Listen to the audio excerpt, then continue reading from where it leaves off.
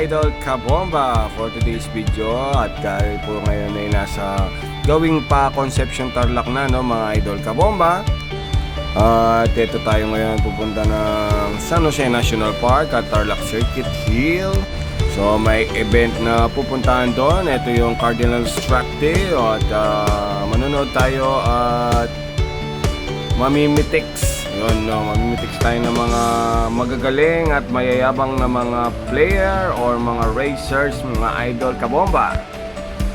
So shoutout sa mga nagbabiyahe dyan, katulad na motorista at ito sa aking harapan. Ayan, oh, shoutout sa inyo, ingat sa biyahe. SKM Clicks, ayan po.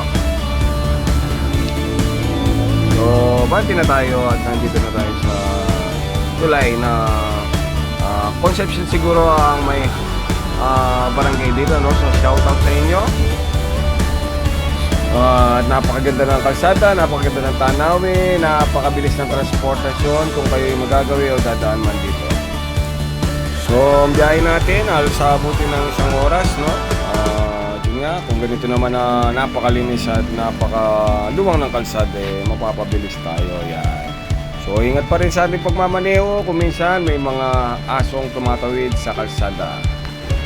So ride safe sa atin mga idol kabomba. At ito na, babiyahin na tayo. Let's go, let's go, let's go. So maging mapagmasid din tayo kung minsan mga idol kabomba. At katulad nito, may tumatawid na tricycle, kolong-kolong. Yan, oh, shout out, ingat. Crossing pa naman. At yun nga, pagbigayan tayo sa kalsada mga idol kabomba. So itong dinadaanan nating kalsada, ito yung patungong Luisita Mall, no? At malapit na tayo doon. Uy, shoutout sa inyo mga motorista. Ako naman, ba't wala kayong helmet? Hindi natin alam kung anong katailan nila o baka dyan lang. Pero pag lumas ba na tayo sa highway, at yun nga, dapat mag-helmet tayo lagi. So malayo-layo pa rin ang ating biyahe. At ito nga, at sagawin natin